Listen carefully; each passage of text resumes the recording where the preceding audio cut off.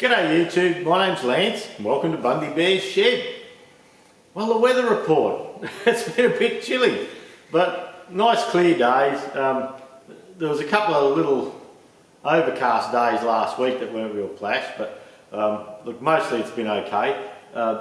Yesterday we had wind and it blew the dog off the chain.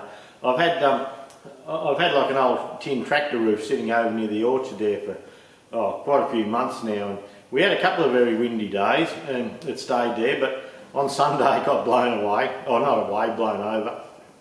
And so yeah, it's been beautiful days though in Bundy Bears Shed here. It's been nice, and this weekend I finally got back into the shed. We were away last week, there was no stew last week. As we've said before, we were going to that show at Billawheeler, but it got canned, and so we thought we'd go for a run through. We actually blew up through there. We had parts for a fella that we'd agreed to take there, and he said, oh, well, that's no worries, and we thought, oh, we'll go for a drive. So Jude and I jumped in the car and we went for a quick lap, and yeah, went up to Billow, dropped the parts off and had to talk to Cindy at the silo, and off we went. Run into nephew Ray, which is, yeah, we told him we were coming and away he went. We went past Serene's place and on, must have been Saturday, and yeah, no cars there, no nothing, so we bolted down and off we went.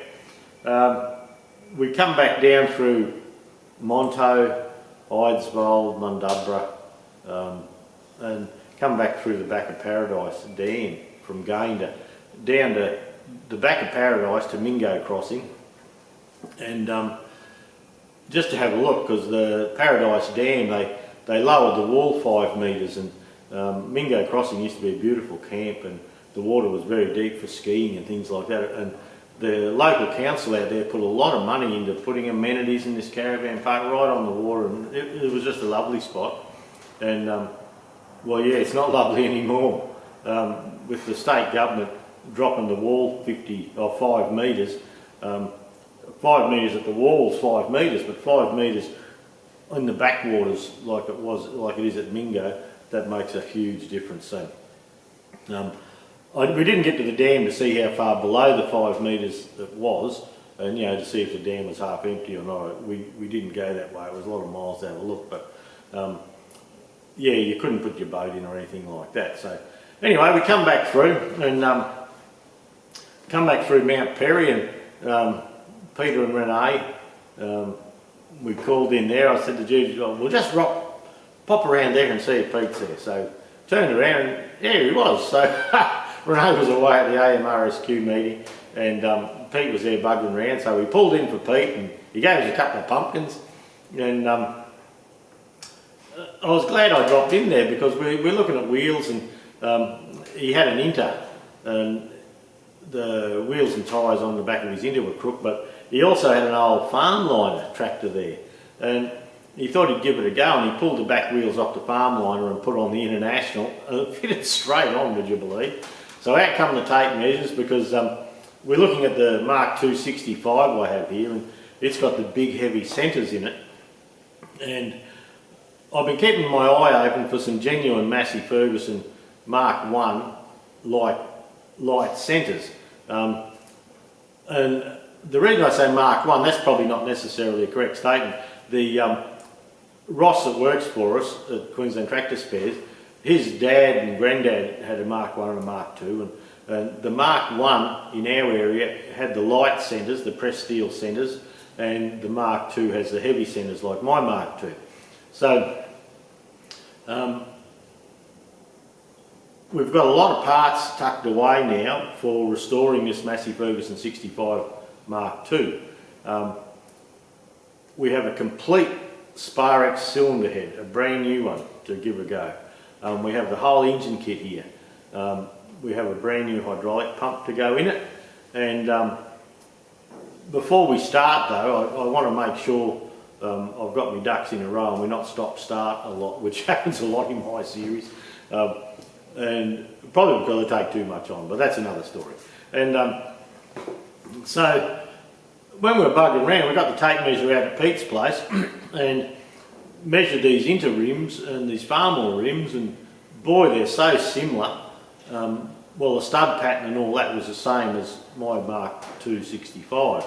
So I thought, well, that might be another option, because your standard Massey centres, you have the one centre for the smaller wheels, then they put a bigger centre in for the bigger ones and things like that. So in Australia, it looks like most of our tractors got the heavy centres.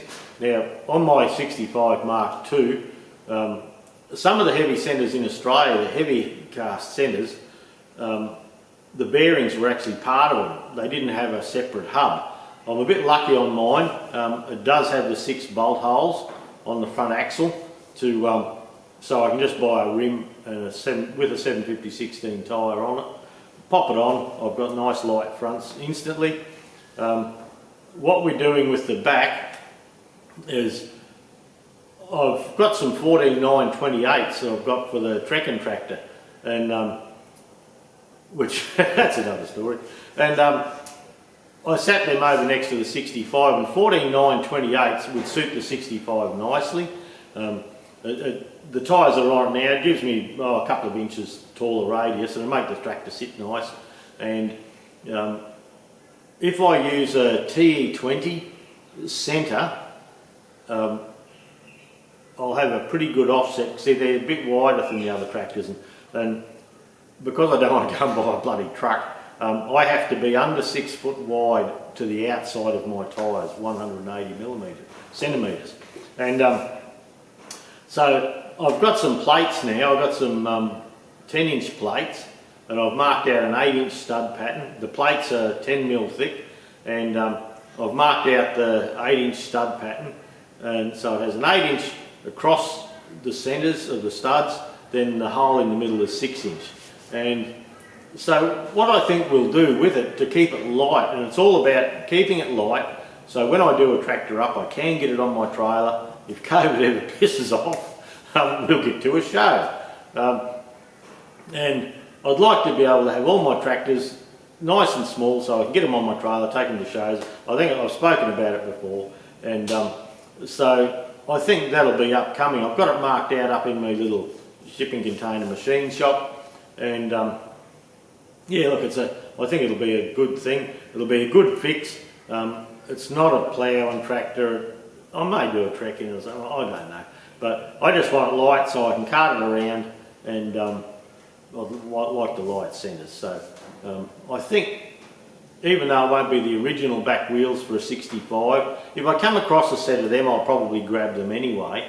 But as a fix, a light fix, like the TE20 centre is light, and to roll the tractor on and off my trailer and take it around and go for a run downtown, that's plenty.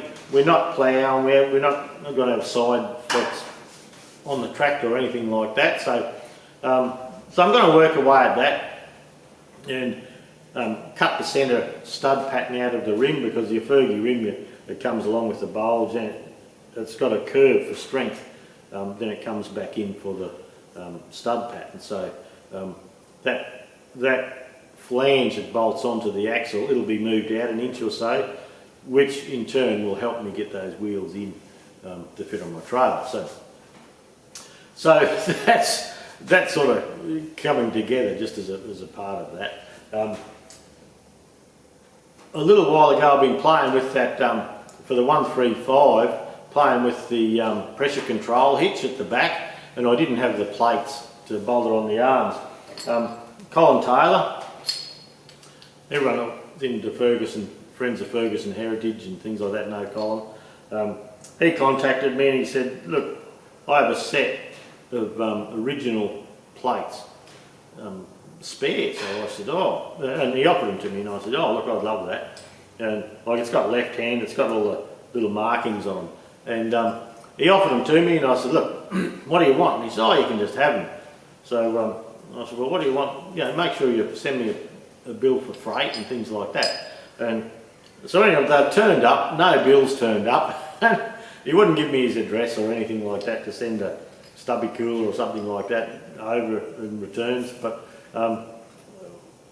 we'll sort something out.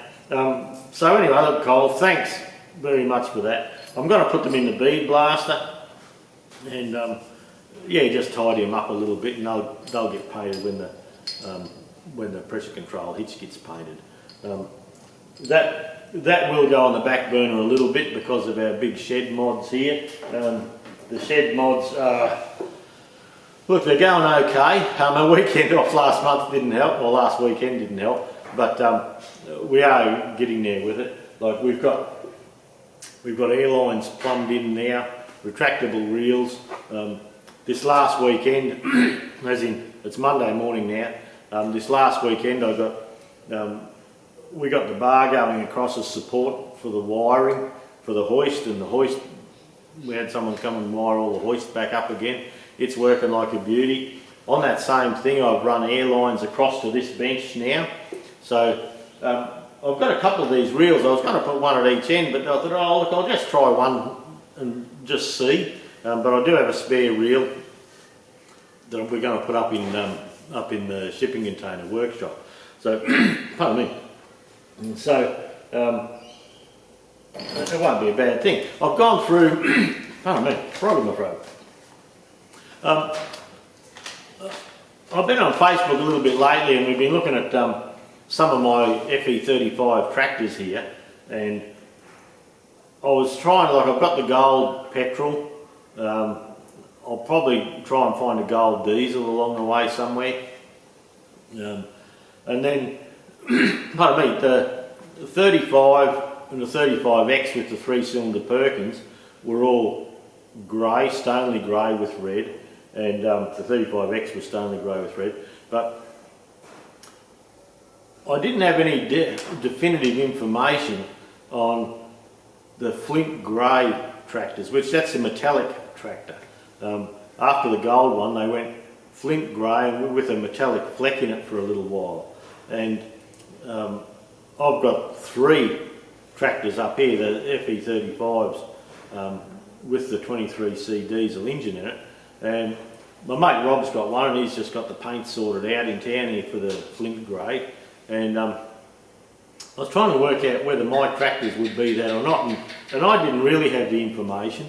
And I've hopped on Facebook and had a good look around, and on websites and things like that. And a fella sent me a sheet that says Massey Ferguson serial number 74656, which that's the tractor straight after the gold ones, up to serial number 166595, had old Massey red and flint metallic grey.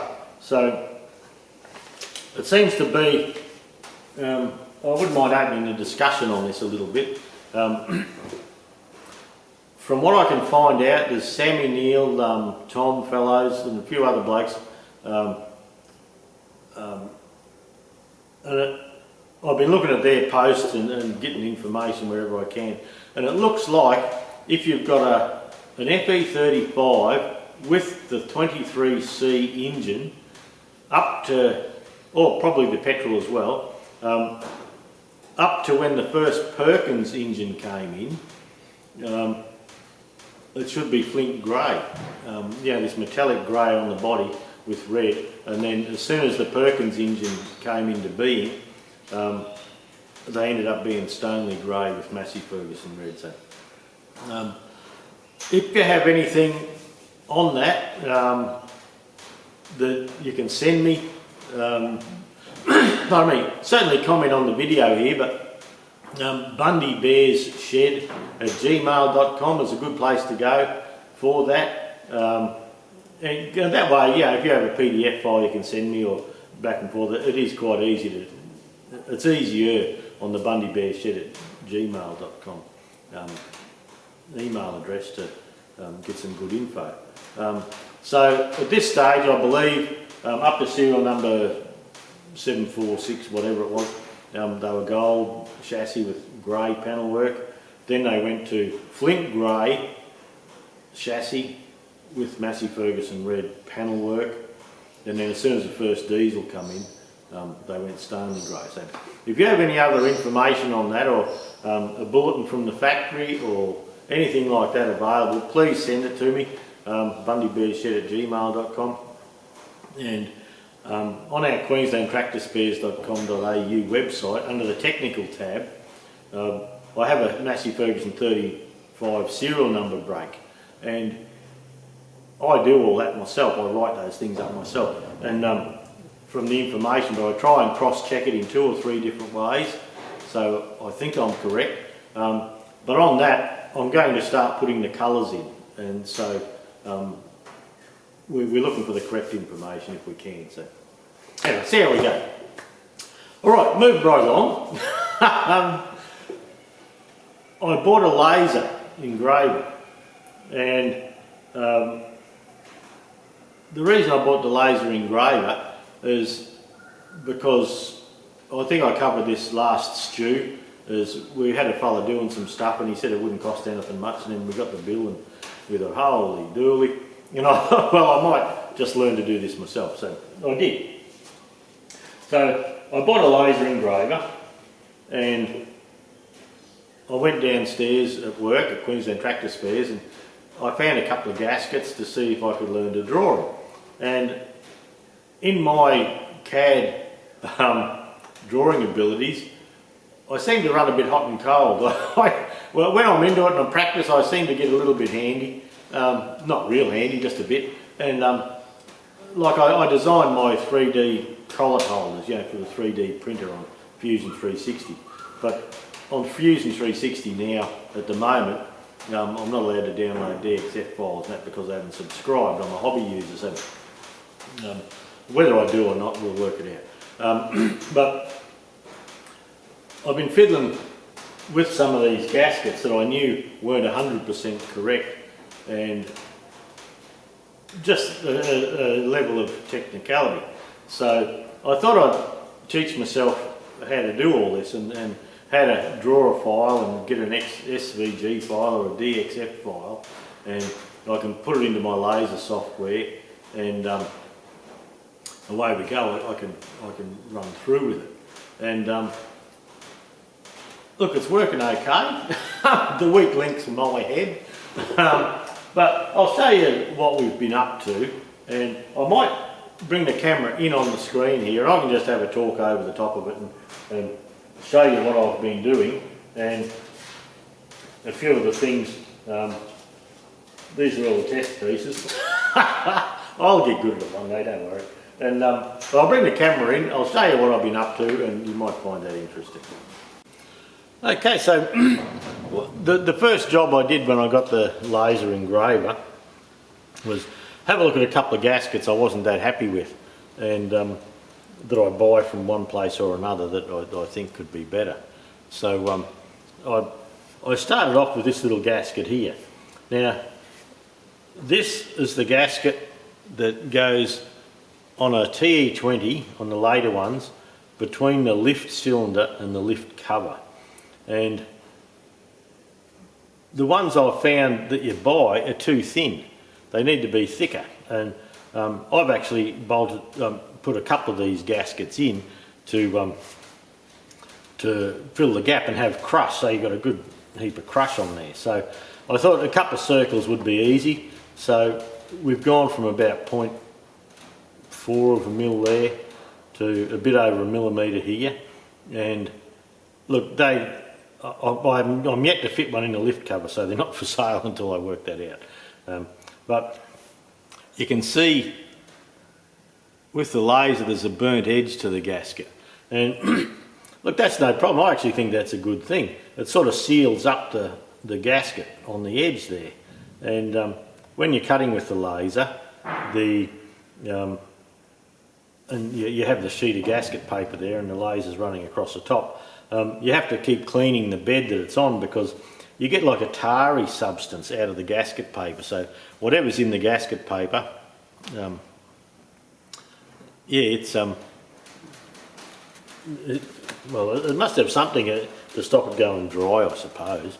But so I started off with that, and that was okay. And then this is a standard Sparex gasket that does the suction screen on a Ferguson tractor with a standard motor company engine in it.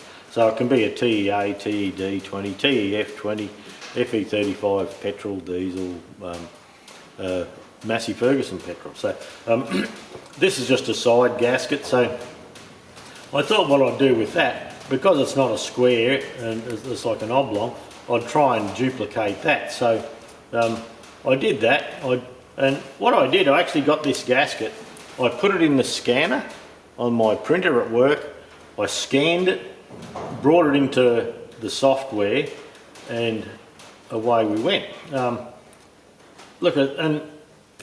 once we've done that, you do a trace bitmap and things like that, and you bring it in, and look, I'm happy with that. And that was a nice simple gasket to do, and it's not that we needed them any better, it's just that it was an exercise for me to learn how to draw, to get my skills a bit better. So I know this fits okay, that's no worries. So yeah, that was just part of it. So then I thought, we get some plates cut for the back of the head on a Ferguson TEA TED 20 on the FE35. There's a little plate where the water manifold goes in up the back, and they're usually a tin plate, and they're tin and they rot out. Every second tractor has them rotted out.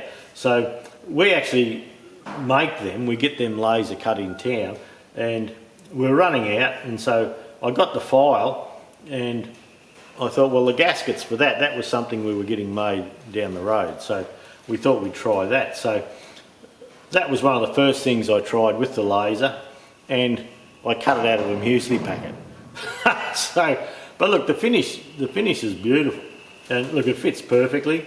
So we've got the file for that now, and the idea is with these files, once you get them there, they're pretty good. You've got them for good. So hang on a second, I'll go and stop this door from rattling. So, and we're back. Now, another little gasket that I've never been 100% happy with is the S43947, and I notice on the 24T, Zenith 24T carbies I do up, that often where the jets are here, it doesn't line up properly, and you can wriggle it and push it to get it to line up.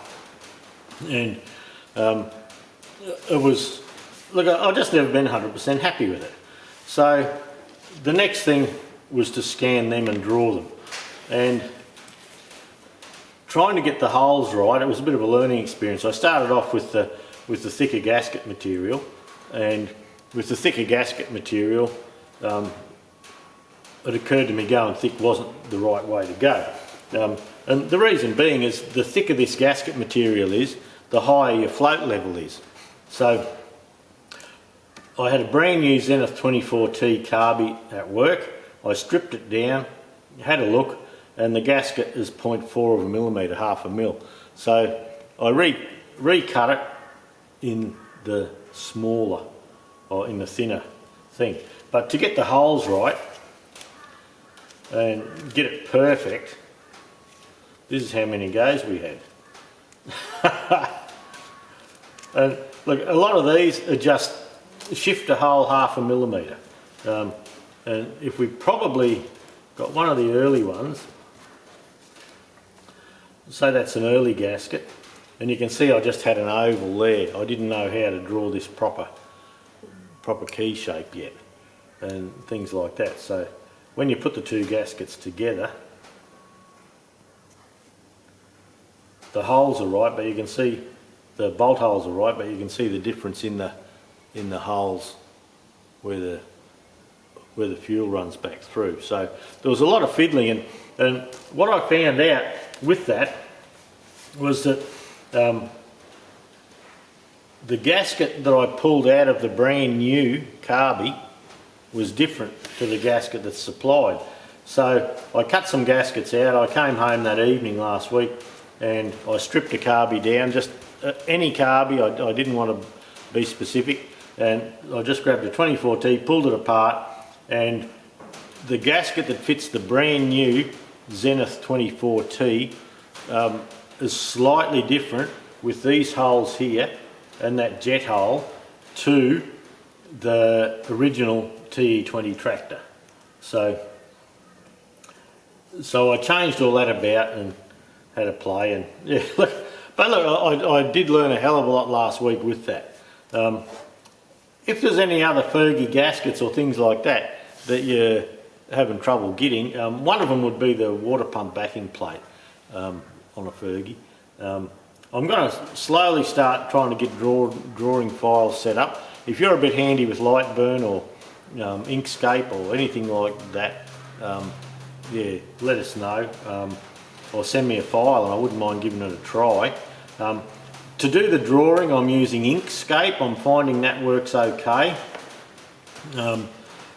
To do I'm not using Lightburn for the laser. I started off thinking I'd use that, but now I'm using K40, well, I can't think of it, K40 something or other, and yeah, it's just gone.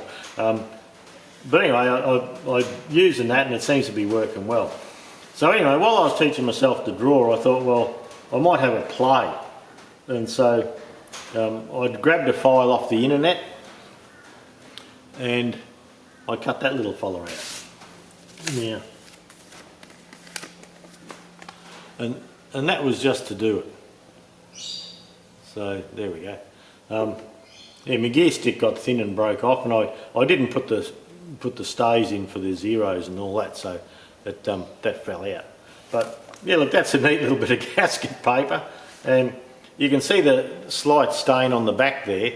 That's the tar. I must have just put that down without cleaning the bed, and you get a little residue. But yeah, if I remember to wipe the bed down each time before I put it on, it comes out okay. So that's another little thing where I'm not going to do these up and sell them or anything, I'm just playing. And the idea is to get these gaskets worked out, and gaskets that are unobtainable or that you can only buy in a kit. I'm going to try and slowly do up a library, so anyone that can do some good scans or send me a couple of good SVG files or anything like that, we'll have a crack at it for you. And so then that was on cut, that was on raster cut, I think it was. And so anyway, these laser things are supposed to be engravers, so I thought, okay, let's try and engrave. So I got the same thing on a bit of spare gasket paper, and you can see at the back there, round here, the line is thinner than round here. And as the laser was going, I was adjusting it just to see what would happen. So it started off around here, and around the back there, the laser was a little bit light, and I thought, oh, it's not pronounced enough. So I started fiddling with it, and you can see down the bottom here, it come quite thick. So anyway, look, that's a bit of a fun thing we've been doing. We're doing it for the business, but it's still a fun thing for me. I'm enjoying learning about it and things like that. Okay, just a bit of a walk around at the shed here. We've put this beam across, and on that beam there, I've been up and down the ladder like a bloody yo-yo, and that beam across, that brings the wiring in for the hoist. So we had to set all that up again, and the light's flashing out a bit, and you can see I've brought the poly. Now that's that blue line polythene, good for high pressure.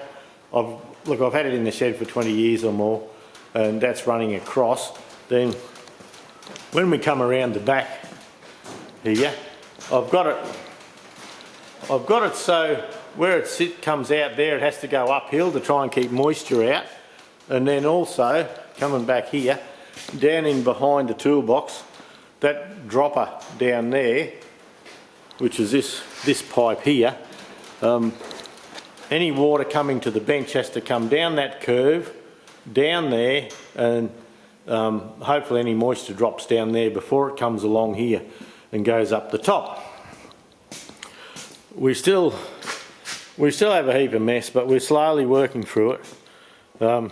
We'll come in the dark edge here, and to get the air there, we've always had a poly line under this runner here, so we brought that out and down. Once again we have another drain, and then the air comes up over the top.